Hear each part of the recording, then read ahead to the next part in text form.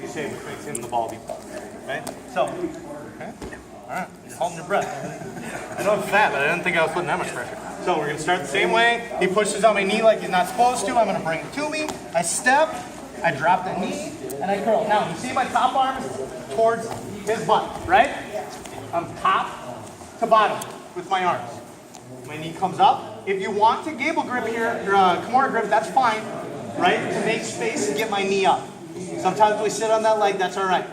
Okay, but I need to be aware of his defense, right? As soon as I sit, he's gonna bring his legs up, he's gonna chop them, and he's gonna try and put me on my shoulder. Here, right? I don't have that leg across his body, and my leg's not across his head, so I don't have the pressure I normally do.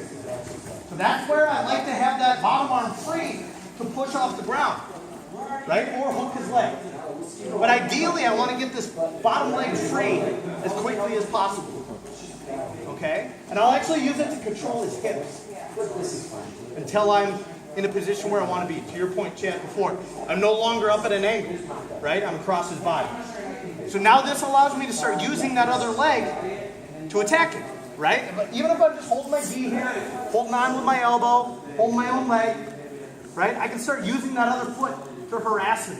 Start tucking it in there, start stepping on his hands. I got all kinds of stuff I can do with it.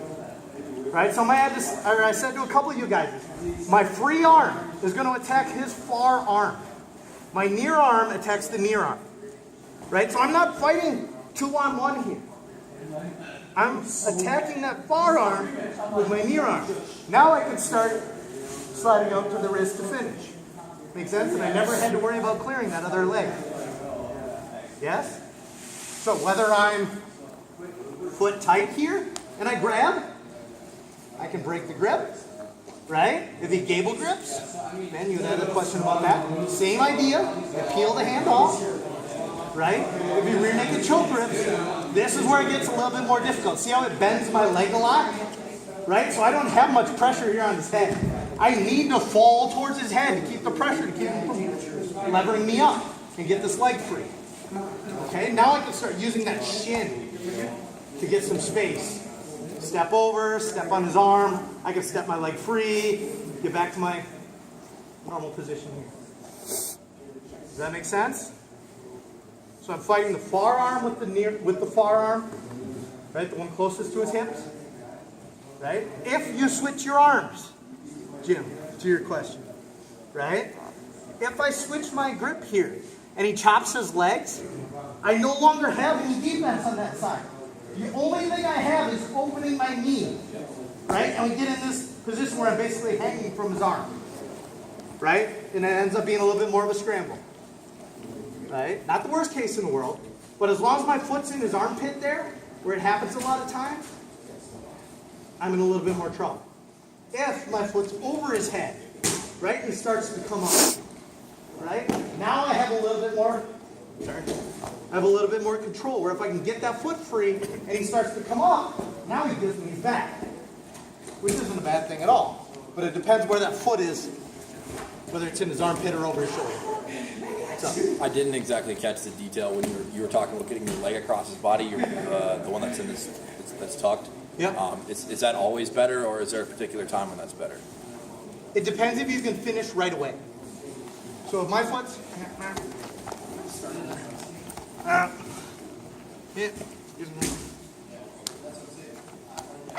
if that foot ends up over his leg or over his arm, then I can finish here. See how he's got a nice solid grip? Yeah. I'm not going to be able to finish immediately, so I'm going to probably try to get that leg over. It gives me more control. Okay. Right? If I step around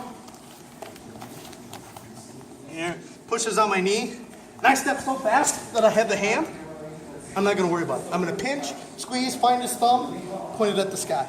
Sure. So if he's got a good grip, step over and finish. Exactly.